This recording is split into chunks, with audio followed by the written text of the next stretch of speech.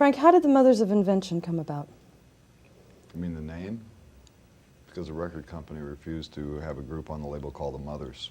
They had talked to some people with marketing expertise and had ascertained that the American public would refuse to deal with a group called the Mothers. So I had to have of invention on the end of it, otherwise they wouldn't give us a record contract. How did the band come together? By accident. Okay. Let me go on to a different topic then. That's good. Okay. If there's any of these questions you don't want to answer, you just let me know. Believe me, I will. Okay. Who were some of your major musical influences? There's a list of 160 names on the inside of the Freak Out album. Since the time the Freak Out album was released 20 years ago, I think I might have added 4 more names to the list. The names are influences, both positive and negative. I'm easily influenced by things I hate. Are you as easily influenced by things you like? Yeah. But there's more stuff that I hate than stuff that I like. What songs of yours do you feel show you at your best? That's a matter of taste. My favorites are probably the ones that make everybody else vomit, but I like things like Dangerous Kitchen and Jazz Discharge Party Hats. Can you describe... Or The Radio Is Broken. Can you describe the rock scene in LA in the 60s, 70s, and then what you think of it today in the 80s? In the 60s, the rock scene in Los Angeles was kind of interesting. The sociology of it is kind of strange. Everybody was more interested in dressing up than playing music, so you had rampant costumery all over the place. And the only type of music that was successful in Los Angeles during the 60s was folk rock, everything that was Byrds derived, or derived from a group called Love, which was also a big group in LA at the time. There was literally no market for anything with a blues bass influence. It was all this flower power stupidity. And then into the 70s, it got vague. The scene in Los Angeles dissipated, so there wasn't really any focus to it. It was just a major record manufacturing center, and anything that you could stick on a record that would sell is what people came to Los Angeles to do. And the 80s is an extension of that. Somebody figured out that because you could dress in a different costume and do punk music, they could have a punk scene in Los Angeles. So that developed, and you had people coming from all over the country who could probably play an instrument before they got there, but as soon as they got to Los Angeles, they forgot all of their chops, made themselves as ugly as possible, figuring that was the best way to get a record contract. And that's the way it is. Do you think that music today, not just in LA, rock and roll music in general, is more formula than it was, say, in the 60s? Absolutely.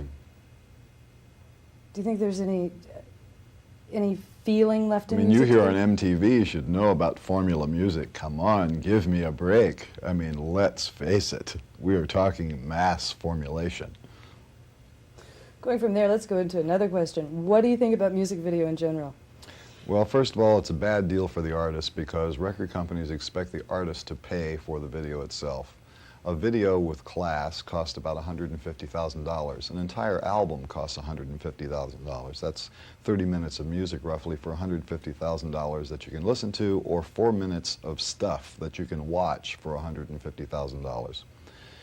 The artist is expected to pay for that out of his potential royalties or out of cash out of his own pocket. This video, after it is manufactured, is then sent to places like MTV.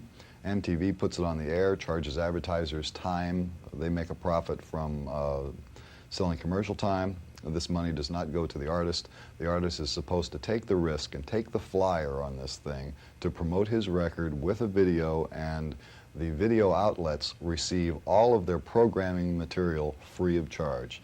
This is not a good deal for the artist, and it's something that should be corrected. Aside from that, videos saturate very quickly. You can look at a video 6 times, and even if it's a fabulous video, you've seen everything that's in there, and you don't need to see it again. You're waiting for the next video that has the girl getting out of the car, midgets, chains, stuff in the ear, stuff in the face, you know, weird hair, clothes, light coming at a weird angle, zippers. You've seen it, and you're ready for the next one. A record that relates to something that you feel inside, you can listen to hundreds of times, and it means something to your life. Videos are disposable. They're as disposable as television commercials. In fact, that's what they are. They're 4-minute television commercials for albums. And when you consider that a record company makes the bulk of the profit on a record, the artist does not. And you have a modern situation where the artist is being asked to not only bankroll the video and the income of the station that plays the video, he's also bankrolling the record company. This stinks. Have you ever, though, seen a music video that you liked or could appreciate? Yes, my favorite music video is Genius of Love by Tom Tom Club, because it's animated and it's clever. The show that we're doing right now for MTV, we're doing a series on different things that have influenced rock and roll music, and we're doing an hour show right now on progressive rock. First of all, it might take us an hour to try to define what progressive rock is. No one seems to have been able to. Do you have a definition for it? Well, I would say that the general definition, and it's not mine, but I would presume that people would accept this definition. Progressive rock is anything that doesn't sound like regular rock. Regular rock is everything that sounds like itself. All songs which sound the same. Everything on MTV, everything on the radio, that's rock. Progressive rock is stuff that doesn't sound like that. Some of the bands that we're going to be highlighting, Frank, in this show are Procol Harum and Traffic and Pink Floyd and Jethro Tull and Genesis and ELP and Yes, King Crimson, Devo.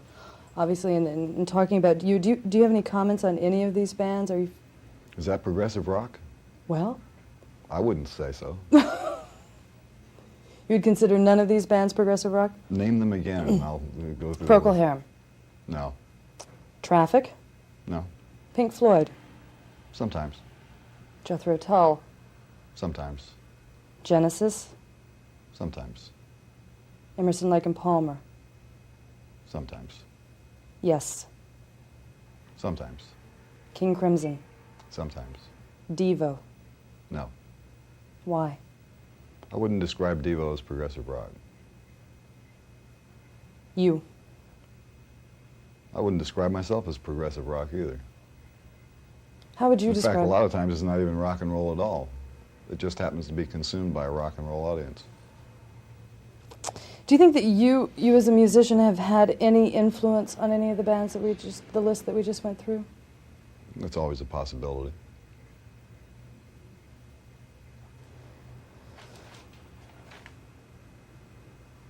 Can you, if you had to, or if I asked you to, and if you chose to answer the question, could you sum up Frank Zappa in a few sentences? Which one? Frank Zappa, The industrial strength Frank Zappa? The industrial strength Frank Zappa. I'm a person who likes to do what he wants to do and has worked at it for 20 years and can generally do what he wants to do, whether people like it or not. And what I do is designed for people who like it, not for people who don't. And I have no desire to inflict it on people who don't want to consume it.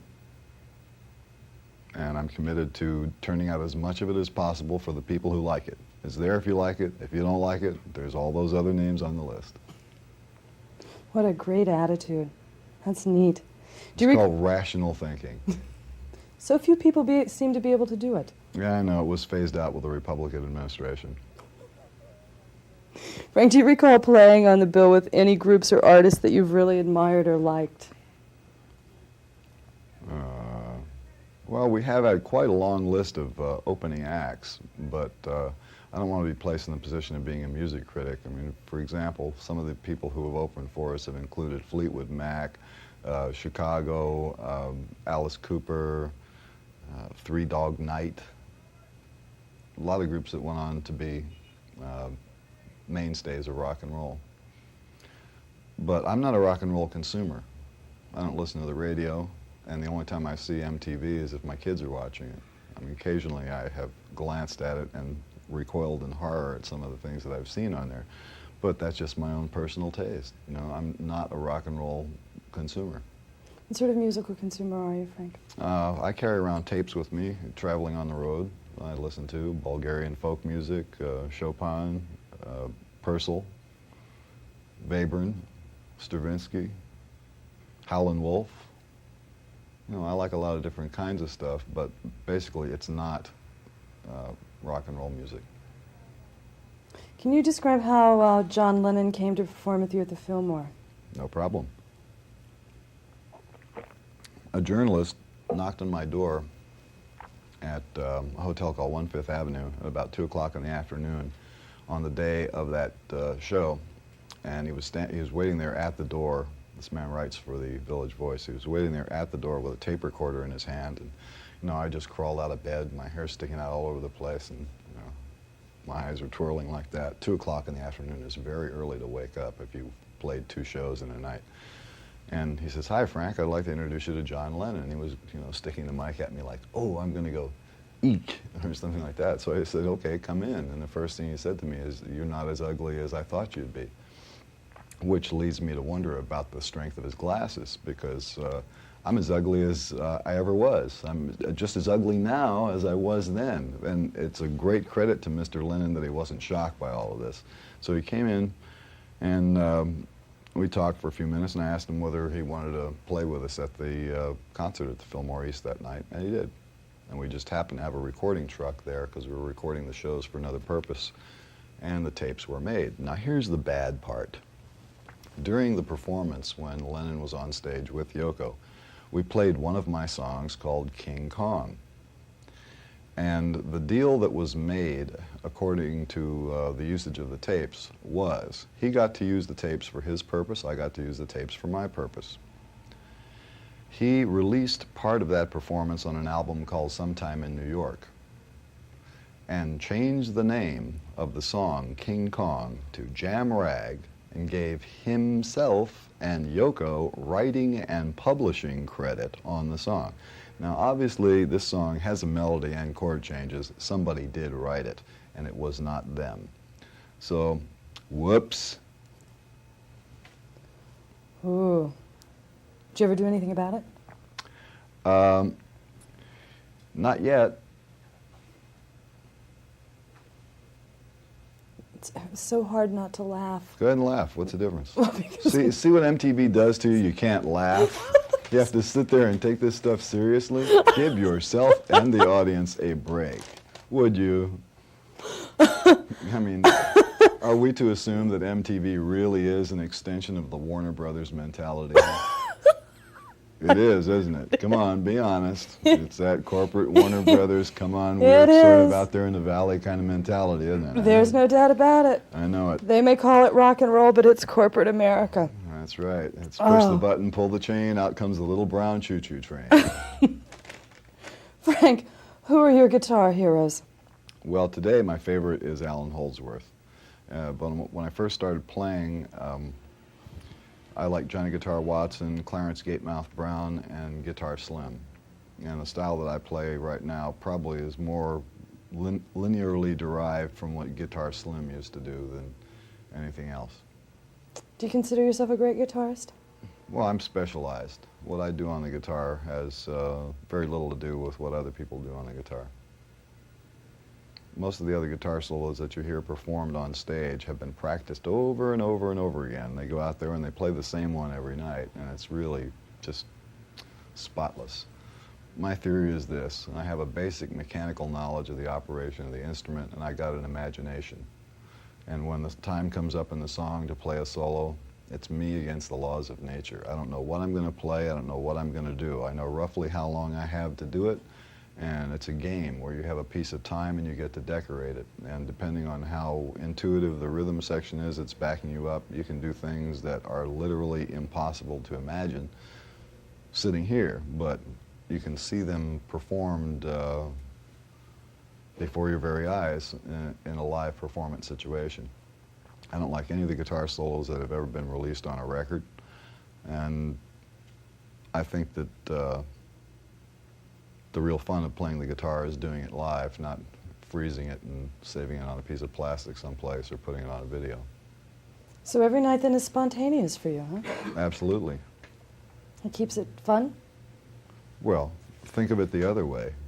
You know, what if you had to play exactly the same notes every night? Isn't that like punching a clock? Mm-hmm. Well, who needs that crap? Again, I mean, you know, I'll make a statement.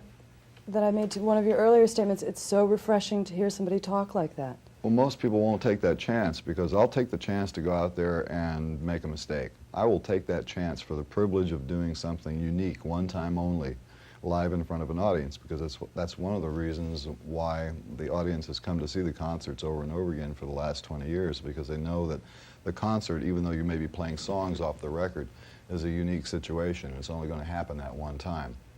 There are going to be jokes happening on stage that relate to that particular audience, and there are going to be solos played during that show that will never happen again. Have never happened before, will never happen again. So it's something special just for the people who bought the tickets to that show.